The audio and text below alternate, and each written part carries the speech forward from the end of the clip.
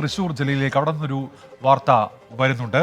CPIM branch സെക്രട്ടറിയുടെ പറമ്പിലെ മരങ്ങൾ അവിടുത്തെ പഞ്ചായത്ത് മെമ്പർ അനുമതിയില്ലാതെ മുറിച്ചുമാറ്റി എന്ന പരാതി ഇപ്പോൾ ഉയരുന്നുണ്ട്. CPIM Thrissur Vazhalippadam east branch secretary ഉണ്ണികൃഷ്ണനാണ് ഇപ്പോൾ ഈ പരാതി അറിയിക്കുന്നത്. റോഡ് നിർമ്മാണത്തിന് മരങ്ങൾ മുറിച്ചു മാറ്റണമെന്ന് ആവശ്യപ്പെട്ടിരുന്നു, പക്ഷേ ഉണ്ണികൃഷ്ണൻ സമ്മതിച്ചിരുന്നില്ല. പിന്നാലെ ഇപ്പോൾ ഇത്തരത്തിൽ മരം മുറിക്കൽ നടന്നുവെന്നാണ് ആരോപണം വരുന്നത്.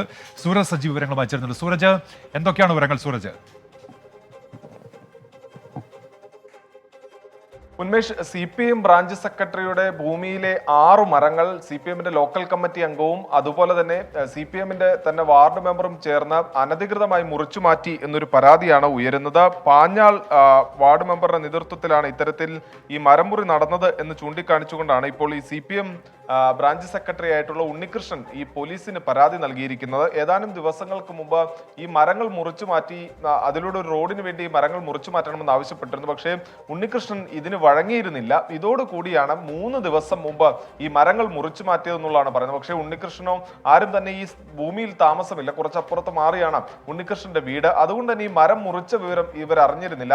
ഇന്നലെ രാത്രി ഈ സംഘം ഇവിടെ എത്തി വീണ്ടും ഈ യന്ത്രം ഉപയോഗിച്ച് ഈ മരം പല പല കഷ്ണങ്ങളാക്കുന്ന സമയത്താണ് ഈ പ്രദേശവാസികൾ തന്നെ ഈ വിവരം അറിയുന്നത്. പ്രത്യേകിച്ച് ഈ വനഭൂമിയോട് ചേർന്ന മേഖലയാണ്.